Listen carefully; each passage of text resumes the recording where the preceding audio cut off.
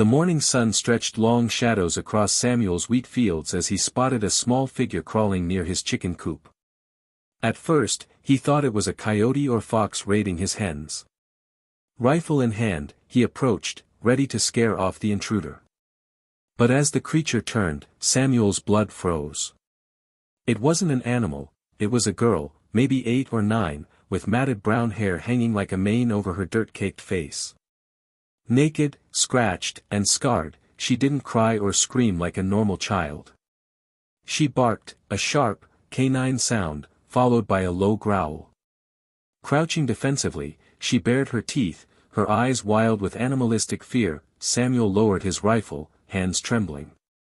In 3 years of solitary farming since his wife Martha's death, he'd grown used to isolation, but this was wrong in every way.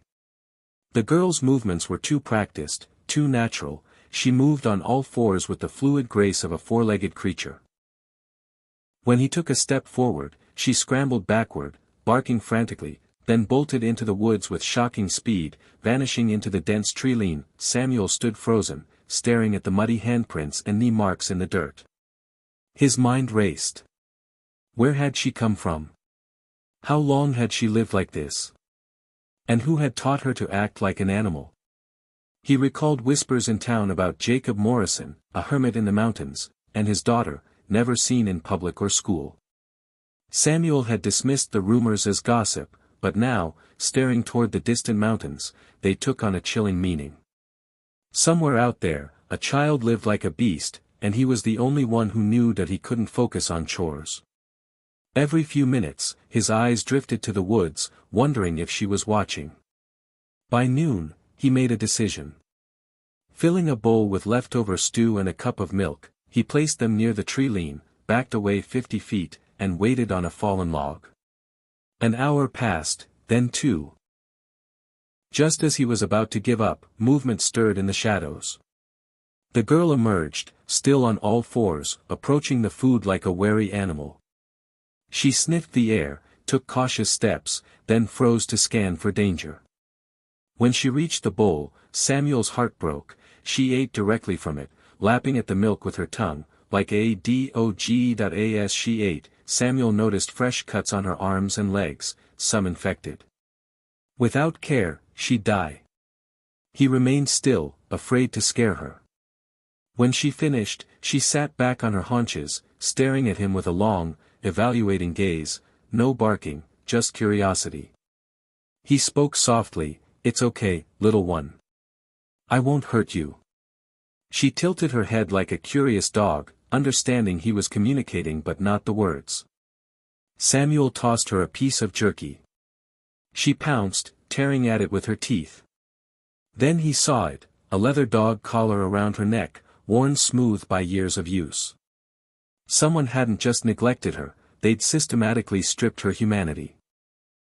His hands clenched with rage. For 3 days, Samuel repeated the ritual: food at the forest's edge, patient waiting, small gestures of trust. By the 3rd day, she ate with him just 20 feet away, no longer barking at his presence. But her movements were labored, favoring her left side. An angry red line spread from an infected cut on her arm. Samuel knew that look from the war. Without help, she'd die slowly. That he pulled out a clean handkerchief and a small bottle of whiskey he kept for emergencies. Pouring alcohol onto the cloth, he showed her an infected cut on his own hand, cleaning it while wincing dramatically, hoping she'd understand. She watched, tilting her head, processing. When he extended the cloth, she didn't flee. She sniffed it, then let him clean her wound. As he worked, he saw the collar's metal studs had rubbed raw spots on her neck. Her knees were calloused from years of crawling. Worst of all, her teeth had been filed to points, making her more dog-like. Samuel's hands shook with fury, but he stayed calm to avoid scaring her. When he finished, she licked his hand, a dog's gesture of gratitude that shattered his heart. As evening fell, she retreated to the woods but stayed closer, settling 30 feet away where she could see his house. She was learning to trust, but Samuel knew time was running out. Her captor was likely looking for her. Before dawn, scratching at his door woke him. Rifle ready, he peered out. The girl huddled on his porch, shivering, her breathing labored. The infection was worsening. He opened the door slowly. Her fever-bright eyes met his, too weak to cower. Without thinking, he scooped her into his arms. She weighed barely 60 pounds, and carried her inside, laying her on the couch under Martha's old quilt. As he heated water to clean her wounds, he heard her mumble, "Bad, sorry, good dog." She was apologizing, terrified she was a bad dog for being sick. Samuel knelt beside her. "You're not bad. You're a good girl. A very good girl." Her cracked lips twitched in what might have been a smile. By afternoon, her fever eased slightly. She watched him prepare food with intense curiosity, leaning forward as he cracked eggs or cut bread. She wasn't damaged, she'd been isolated, taught only what her captor allowed. When he offered her soup, she hesitated before lowering her face to the bowl. Then, glancing at the spoon, she looked to Samuel, asking permission. His throat tightened as he showed her how to use it. Her hands shook, but she managed a spoonful, her face lighting up with human pride. Their peace shattered as hoofbeats approached. Through the window, Samuel saw a tall, bearded man in black, Jacob Morrison, his angular features echoing the girl's. She scrambled to the wall, keening in terror. Samuel grabbed his rifle and faced the door as 3 sharp knocks rang out. He opened it, positioning himself between the girl and Jacob. The man's cold eyes scanned the property. "Morning," Jacob said casually. "Looking for my property. Small, brown-haired. Might have wandered onto your land." Samuel's grip tightened. "What kind of property?" "The kind that needs training," Jacob replied, his smile not reaching his eyes. "Been missing 3 days. Gets confused when it's away from home." The girl's breathing grew rapid behind Samuel. "I haven't seen any lost animals," he said, stepping outside and closing the door. Jacob circled him. "Funny thing about animals, they come back where the food is. Heard you've been leaving food by the woods." Samuel raised his rifle slightly. "There's nothing here that belongs to you."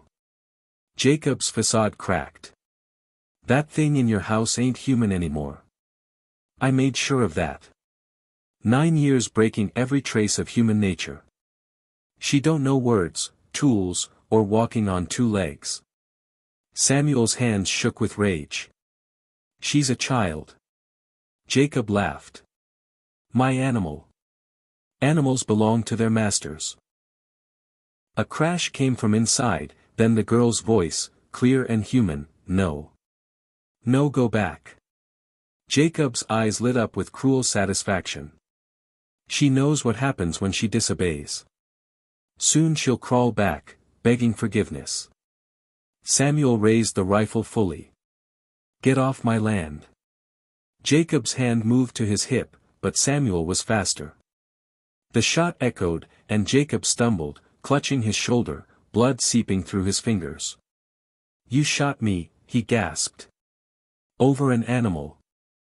"Over a child," Samuel said, chambering another round. The girl appeared in the doorway, standing on 2 legs, swaying but defiant. When she saw Jacob, she said, "Hurt?" "He hurt." Jacob snarled, "No. Bad dog, down." "Not dog," she whispered. "Not animal." Jacob lunged, reaching for her. Samuel fired again. Jacob collapsed, blood pooling beneath him. His eyes burned with possessive hatred. "Come to master," he wheezed. The girl stepped closer. "My name," she said slowly, "is Sarah." Jacob's face twisted in shock. "Impossible. You don't remember." "Sarah," she repeated. "My mama called me Sarah." Samuel's tears fell. Buried under 9 years of abuse, she'd clung to her name. Jacob tried to sit up, still claiming dominance. "You are mine." Sarah knelt beside him. "You sick. You hurt. Made me scared. I sorry you lonely. But I not yours. I Sarah. Jacob died with those words, his expression one of defeat. Samuel lowered his rifle and put an arm around Sarah. She leaned into his touch, seeking human comfort. At sunset, Samuel buried Jacob behind the oak tree where Martha rested. Sarah watched, no longer crawling, her eyes learning how humans honored their dead. As darkness fell, they sat on the porch. "Samuel," she said clearly. "Thank you." He smiled through tears. "Sarah, do you remember your mother? Your life before Jacob?" "Mama sang," she whispered. "Songs about flowers and sunshine. Would you like to learn those songs again?" he asked. She nodded eagerly, then caught herself, fearing punishment. Samuel's smile reassured her. "We need to get that collar off," he said. "You're not a pet. You're free." With wire cutters, he snapped the collar. Sarah touched her bare neck, whispering, "Free." That night, he taught her to use a fork, sit in a chair, and say, "Please," and "Thank you." Each lesson was a victory. But Sarah needed more: medical care, education, people. Taking her to town meant questions about Jacob's death. Sarah sensed his dilemma. "I stay with you?" she asked. Samuel looked at her, this brave girl who'd survived unimaginable cruelty. "If you want to stay, you'll always have a home. But first, we go to town. You'll meet people, learn to read, maybe go to school." Her eyes lit with curiosity. "School? Where you'll discover how amazing it is to be human." Samuel extended his hand. She took it, and they walked inside, not master and pet, but family. For the first time in years, his home felt alive.